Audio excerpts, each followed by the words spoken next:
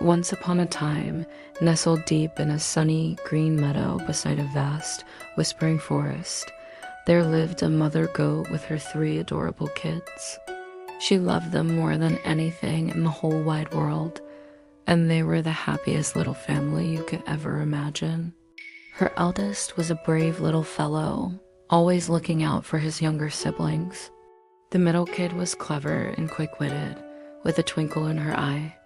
And the youngest, well, he was the smallest of the 3, a bit shy but with a heart full of sweetness. Every morning, the mother goat would say goodbye to her kids before heading into the forest to find delicious food for them. "My dearest children," she would say, her voice warm and gentle, "I am going into the forest to gather some tasty leaves and berries. Please be good while I'm away. The most important thing is to keep the door locked tight. Do not open it for anyone, no matter what you hear." She would lean in close and whisper, "There is a big, bad wolf who roams these woods. He's very tricky and would love nothing more than to gobble you all up. You will know it's him because he has a rough, gravelly voice and big black paws. But my voice is soft and sweet, and my paws are clean and white. Remember that, my darlings."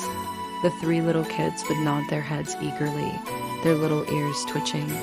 "We'll remember, Mama, we promise." They'd chime in unison. Feeling reassured, the mother goat would give each of them a loving nuzzle before setting off on her journey. True to their word, the 3 kids locked the door securely behind their mother. They played games, told stories, and waited patiently for her return. Before long, there came a knock at the door. Tap, tap, tap. A gruff voice called out, "Open the door, my dear children. Your mother is back and has brought something wonderful for each of you." But the eldest kid, listening closely, shook his head. "No," he whispered to his siblings. "That's not Mama's voice. It's too rough and deep." So they called out together, "We will not open the door. Our mother's voice is soft and sweet, not rough like yours. You must be the wolf." The wolf, frustrated that his plan had failed, stomped away. He knew he had to change his voice. He went to a beekeeper's hive and ate a large pot of golden honey to make his throat smooth and sweet. Then he hurried back to the little cottage. He knocked on the door again, a much gentler knock this time. "Open up, my little ones," he called, his voice now high and syrupy sweet. "Your loving mother has returned with treats from the forest." The sweet voice nearly fooled the middle kid, but the youngest, who was peering through a tiny crack under the door, suddenly gasped. "Wait, look," he squeaked, pointing a tiny hoof. "Look at the paws on the windowsill." The other 2 kids rushed to look. There, resting on the sill, was a big, black, hairy paw.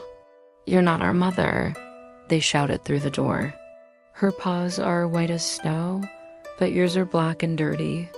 You are the wolf, and we won't let you in." Now the wolf was truly angry. He was also very hungry. He stormed off, determined to trick those clever kids.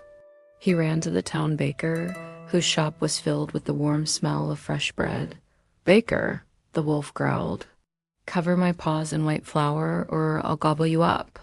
The baker, trembling with fear, quickly did as the wolf commanded, dusting the wolf's big, black paws with a thick coat of white flour until they looked pale and clean.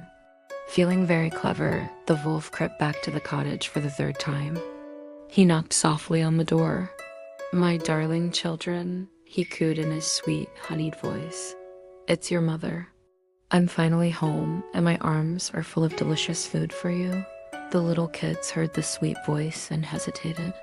"Show us your paws," the eldest called out, "so we can be sure it's you." The wolf carefully placed his flour-dusted paw on the windowsill. When the kids saw the white paw, they thought their mother had truly returned. "It is Mama," they cried out joyfully. Overlooking their mother's warning and their own better judgment, they excitedly unlocked the door and pulled it open. But standing there wasn't their loving mother. It was the big bad wolf, a wicked grin spreading across his face. The 3 little kids screamed in terror and scattered in every direction, desperate to hide. the eldest dove under the big wooden table. The middle one squeezed herself inside the grandfather clock, and the youngest, the smallest of all, managed to scramble into the empty case of the wall clock, pulling the door shut behind him. The wolf, laughing cruelly, began his search. He found the eldest under the table and gobble. He found the middle kid in the grandfather clock and gobble. He searched and searched, but he couldn't find the youngest. After a while, feeling full and sleepy, the wolf gave up. He waddled out of the cottage, went to the big meadow, and lay down under a shady tree to take a long nap. Not long after, the mother goat returned from the forest. She was shocked to find the cottage door wide open and the house in complete disarray. Chairs were overturned and blankets were tossed about. "My children, my children," she cried out, her heart pounding with fear. She called their names one by one, but only silence answered. She searched everywhere, her panic growing with every passing second. Finally, she called out the name of her youngest. A tiny muffled voice answered from the wall clock. "I'm in here, Mama." The mother goat rushed over and opened the clock case. Out tumbled her youngest kid, trembling but safe. He threw his little hooves around her neck and, through his tears, told her everything that had happened, the wolf's tricks with the honey and the flour, and how his brother and sister had been swallowed whole. The mother goat was heartbroken, but her sadness quickly turned to fierce determination. She hugged her youngest child tightly and said, "We must save them." She told her little one to quickly fetch her sewing kit, a needle, thread, and a big pair of scissors. Then, holding her kid's hoof, she quietly followed the wolf's tracks out to the meadow. They soon found him, sleeping soundly under the tree, his big belly rumbling with snores. The mother goat noticed that something was wiggling and squirming inside the wolf's stomach. Her kids were still alive. With the utmost care, she took her sharp scissors and made a long, careful snip right down the sleeping wolf's belly. One snip, two snips, and pop. Out jumped her eldest kid. Another little snip and pop. Out jumped her middle kid. They were both unharmed, just a little dazed from being in the dark, stuffy belly. Oh, how they hugged their mother, overjoyed to be safe and sound. But the mother goat wasn't finished. "Quickly, children," she whispered, "go and find some big, heavy stones. As many as you can carry." The three kids scurried off and returned, rolling and pushing large, smooth river stones. While the wolf continued to snore, they filled his belly with the heavy stones.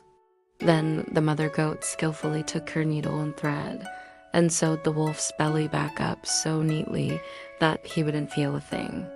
They all hid behind a bush and waited. Soon, the wolf woke up from his long nap. He felt incredibly thirsty, and his stomach felt strangely heavy and lumpy. "Oh my," he groaned. "All that goat meat feels like rocks in my tummy." He staggered towards a nearby well to get a drink of water. But as he leaned over the edge to get a drink, the heavy stones in his belly shifted. The weight pulled him forward, and with a great big splash, the wolf tumbled headfirst into the deep well and was never seen again. The mother goat and her three little kids cheered with relief. They danced and sang all the way back to their cozy little cottage. From that day on, they lived peacefully and happily, and the little kids never, ever forgot the important lesson they had learned. They always listened to their mother and never opened the door to strangers again. Thank you so much for watching our story today. If you enjoyed it, don't forget to like this video and subscribe to our channel for more wonderful tales. We'll see you next time.